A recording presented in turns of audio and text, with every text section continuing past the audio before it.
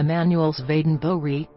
You may recall Emmanuel Swedenborg from his bizarre visions of hell.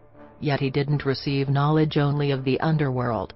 His many communications with spirits also taught him about inhabitants of all the planets in the solar system except for Neptune and Uranus, which weren't discovered until after Swedenborg's death, and which the spirits didn't think to mention. Swedenborg claimed that all planets and moons were populated by human-like inhabitants. On the moon, these were about the size of children.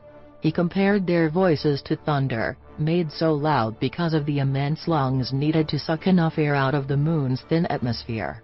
Inhabitants of Mars, by contrast, were telepathic, which allowed them to speak with angels. People from other planets are generally better than humans.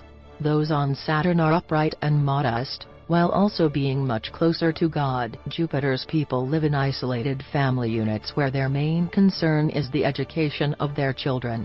They have no jealousy, theft, or war and find such human traits unbearable to even hear about.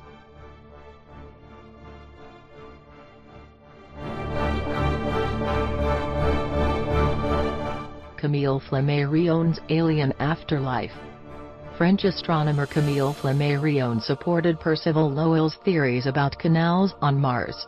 When some scientists did an experiment suggesting Lowell was seeing an optical illusion, Flammarion repeated the experiment to try and prove them wrong. He believed Martians would be superior humans, due to how low a bar we'd set through our habit of war and how we cannot even agree on a universal calendar. He suggested creatures on the Red Planet may have tried to communicate with us when we were still hunting mammoths, but they got no response and gave up. He concluded, "I would like to go to Mars, it must be an interesting place." He believed the moon was likely inhabited.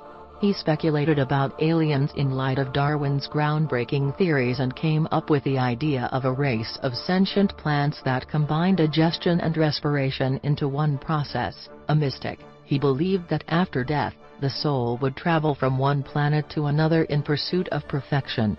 That belief had started in the Enlightenment, and Flammarion kept it alive into the 20th century. This belief is reflected in a piece of fiction he wrote, in which he describes a dead man named Lumen finding himself on a far world.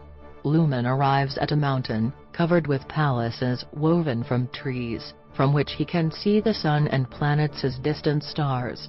At the summit of the mountain town, 20 or 30 old men stand staring into the sky, criticizing the terrible human violence their magical eyes can see going on in Paris.